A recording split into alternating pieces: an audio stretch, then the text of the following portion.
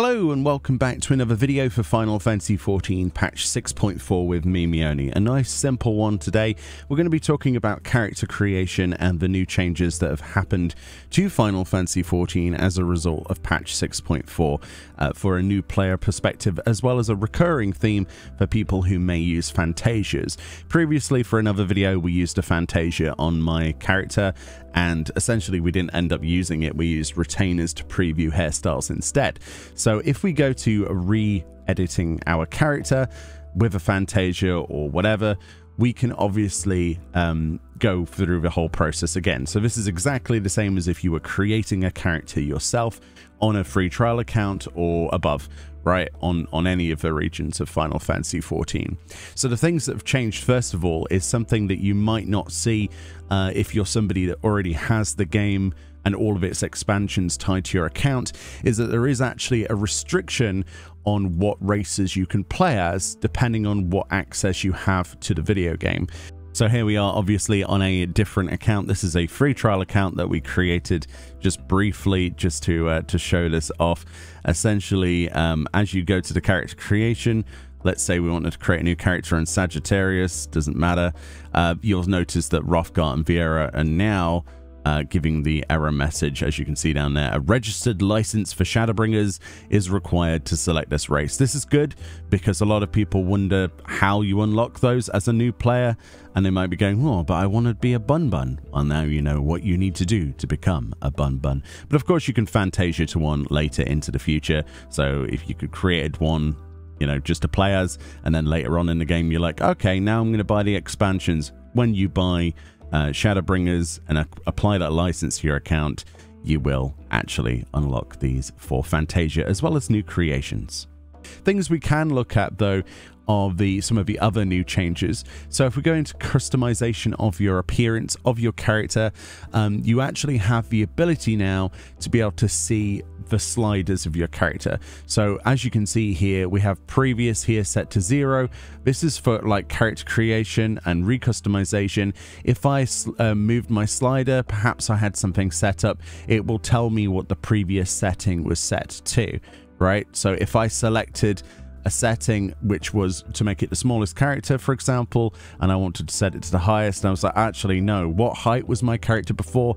It would have been 0. The same can be applied to the bust and things like that as well. Tail shape, not so much, but anything with a slider, for example, the length of your tail. Obviously we want a floof tail, a big long floof tail, but let's say we were like, oh no, I've just accidentally moved this slider, but it was set to something like 58, it would tell me that. Although a lot of my sliders are like direct ways to go. Another thing that's changed then with patch 6.4 are color related RGB values.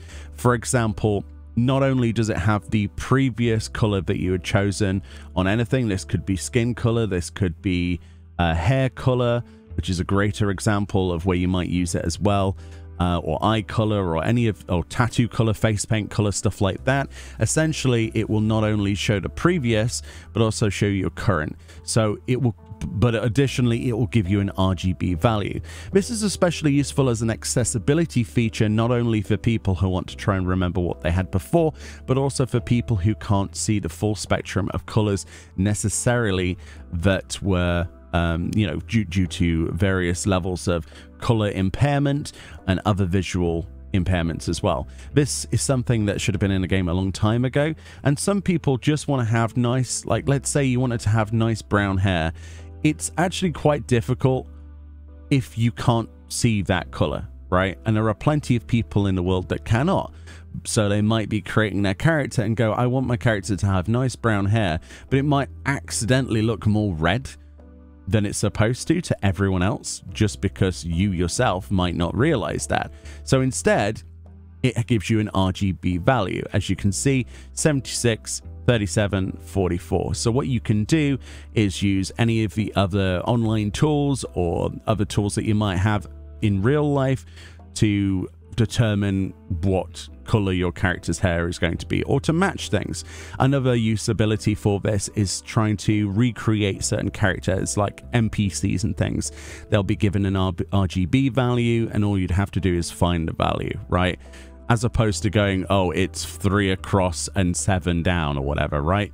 Instead of that, you just have the RGB value, you find the number, bish, bash, bosh, done. Simple as that. You also have new help menus on this if you have them enabled, so that when you go to save your appearance data, for example, here, it will also give you extra heads up information about this and how this works. As you can see, it says once saved, appearance data can be reused when creating another character. This previously didn't exist. People didn't really understand what the save appearance data thing was for, and as a new player, this is something that should have been there from the beginning. Yeah, basically, when it comes to creating any part of your character as well, such as the guardian deity, this is something as well that they've added that you might notice. Select your character's patron deity. Now, this is all, as we know from being a veteran player, it is purely cosmetic. It is just for the purpose of your own RP, regardless of how deep that RP goes, your role play sort of things. Think of like a D&D sort of situation. But now they've finally confirmed that this selection has no effect on gameplay. It doesn't have any effect on cutscenes or anything like that. It is just simply the background of your character, and it's nice for them to actually finally put this here, because very, very long time ago, people thought that if you create a character under like Ralga or something, you would gain extra passives towards something, which is not the case at all, ever. But it could very easily been taken in that way. And there are other MMORPGs on the market where this would matter, right? You know, like an Elder Scrolls type game or something like that, where whatever star you're born under and things like that do affect things. It's like passive changes, but that is no longer the case. So I wanted to show this off today and just sort of clarify that this is a good step in the right direction. Personally, it's not the direction I thought they were going to go with the character customization and creation. When I saw that there were changes being made to character creation, I was like, oh boy, are they going to add new face sliders and things like that? Unfortunately, that is not the case.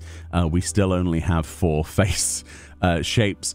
Hopefully in 7.0 we get more options added to character creation and retroactively to characters we already have without the use of a Fantasia would be nice.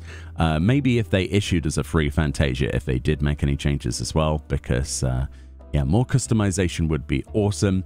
But what they have done is sort of built the background maybe to lead towards that in the future, or at least that's my tinfoil hat hopes and dreams, with my fingers firmly crossed. Much love, enjoy the rest of your day. Let me know if any of these changes, especially the RGB information, will help you, especially if you are, you know, of a visual impairment or color impairment.